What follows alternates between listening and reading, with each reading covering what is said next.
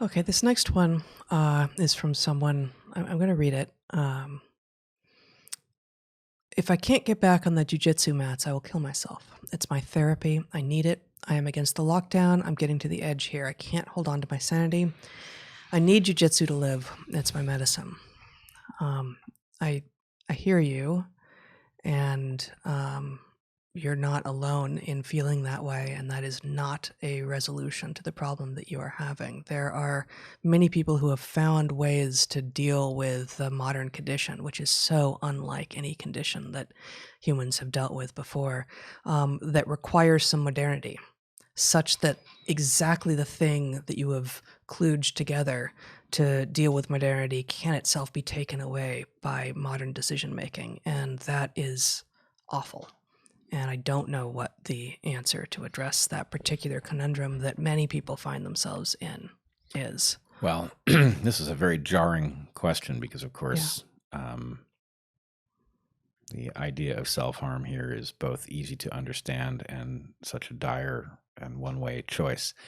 I would say there has got to be, and this is something we've been on about for months now, our failure to understand that there are things, idiosyncrasies about our situation that work against us, and there are others that work for us. And we are not leveraging the ones that work for us so that we can afford to borrow more where we are more constrained. And so I would say, look, surely there is a way to reformulate what you're doing in jiu-jitsu so it can be done outside during the day, UV light.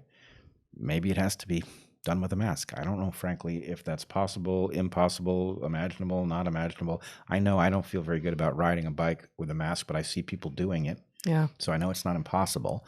But is there a way, or, could you have a jiu-jitsu collective of people who are hyper vigilant about protecting themselves, get a test, be hyper vigilant about isolation, and participate in a community, a jiu-jitsu community that has very low risk of carrying any COVID through the door, right? And then could you then do it outside, something like that?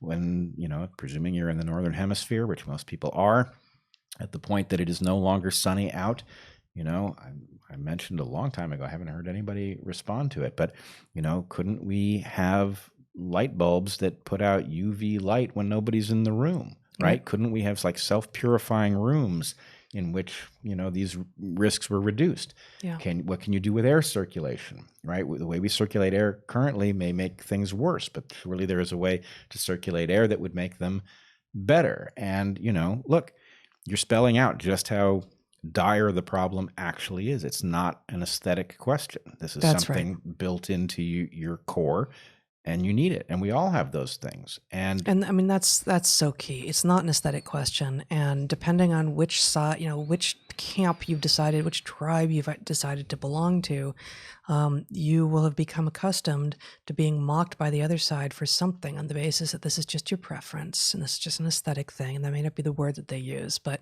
it's dehumanizing and disrespectful and downright mean and potentially dangerous.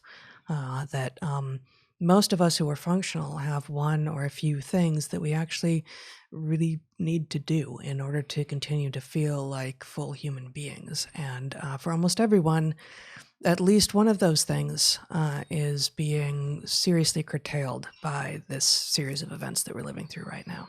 And it makes it no easier at all for the individual to know that the entire world, to some degree, is going through something similar, but it's true. I think the last thing to say is, Heather said it up front. You're not alone, Frederick. Hang in there.